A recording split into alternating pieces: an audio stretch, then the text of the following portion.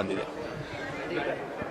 Bendigeri police ಠಾಣಾ ಸರಹದ್ನಲ್ಲಿ ಇವತ್ತೊಂದು ಪ್ರಕರಣ ದಾಖಲಾಗಿದೆ. ಅದರಲ್ಲಿ ಭಾರತಿ ಅಂತ ಒಬ್ಬ ಲೇಡಿ 1 ಲಕ್ಷ ರೂಪಾಯಿ ಹಣವನ್ನು ಸುಮಾರು 7-8 ವರ್ಷಗಳ ಹಿಂದೆ ಒಬ್ಬ ಶರತ್ ಅಶೋಕ್ ಬೆಜವಾಡ್ ಅನ್ನೋ ಒಂದು ಕಡೆ ಪಡ್ಕೊಂಡಿದ್ದಾರೆ. ಮತ್ತು ತಿಂಗಳ ಬಡ್ಡಿ ಕೂಡ ಕಟ್ತಾ ಇದ್ದಾರೆ.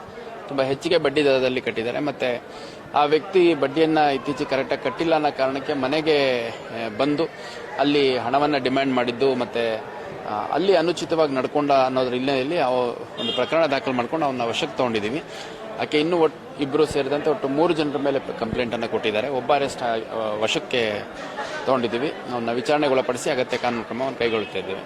ಮತ್ತು ಭಾಳ ಸ್ಪಷ್ಟವಾಗಿ ಸರ್ಕಾರದಿಂದ ಕೂಡ ನಮಗೆ ನಿರ್ದೇಶನ ಬಂದಿದೆ. ಜಿಲ್ಲಾಡಳಿತ ನಾವು ಸೇರಿದಂತೆ ಎಲ್ಲರೂ ಯಾವುದೇ ಕಾರಣಕ್ಕೂ ಕಾನೂನು ಬಾಹಿರ ಅಥವಾ ನಿಯಮ ಬಾಹಿರ ಕ್ರಮಗಳ ಮುಖಾಂತರ ಹಣ ವಸೂಲಾತಿ ಮಾಡಬಾರ್ದು ಅಂತ ಮೈಕ್ರೋ ಫೈನಾನ್ಸ್ ಅಷ್ಟೇ ಅಲ್ಲ, ಇಂಡಿವಿಜುವಲ್ಸ್ ಇರ್ಬೋದು, ಬೇರೆ ಯಾವುದೇ ಫೈನಾನ್ಷಿಯಲ್ ಇನ್ಸ್ಟಿಟ್ಯೂಷನ್ ಇರ್ಬೋದು, ಎಲ್ಲರಿಗೂ ಎಚ್ಚರಿಕೆ ಕೊಟ್ಟಾಗಿಯೂ ಕೂಡ ಪ್ರತ್ಯೇಕವಾಗಿ ಅಲ್ಲೊಂದು ಐಸೋಲೇಟೆಡ್ ಆಗಿ ಇನ್ಸಿಡೆಂಟ್ಸ್ ಆಗ್ತಾ ಇರುವಂಥದ್ದು. ಹಂಗಾಗಿ ಸಾರ್ವಜನಿಕರಿಗೆ ಯಾರಿಗೆ ತೊಂದರೆ ಆಗುತ್ತೆ ಅವರು ಧೈರ್ಯವಾಗಿ ಮುಕ್ತವಾಗಿ ಬಂದು ಪೊಲೀಸ್ ಠಾಣೆ, ಜಿಲ್ಲಾಡಳಿತದ ಒಂದು ಹೆಲ್ಪ್ ಡೆಸ್ಕ್, ಸಂಬಂಧಪಟ್ಟ ಇಲಾಖೆ ಸೇರಿದಂತೆ ನಮ್ಮ ಯಾವುದೇ ಒಂದು ಕಚೇರಿಗೆ ಬಂದು ಕಂಪ್ಲೇಂಟ್ ಕೊಡಬಹುದು. ಯಾರು ಕಿರಿಕಿರಿ ಅನುಭವಿಸುವಂಥ ಅವಶ್ಯಕತೆ ಇಲ್ಲ.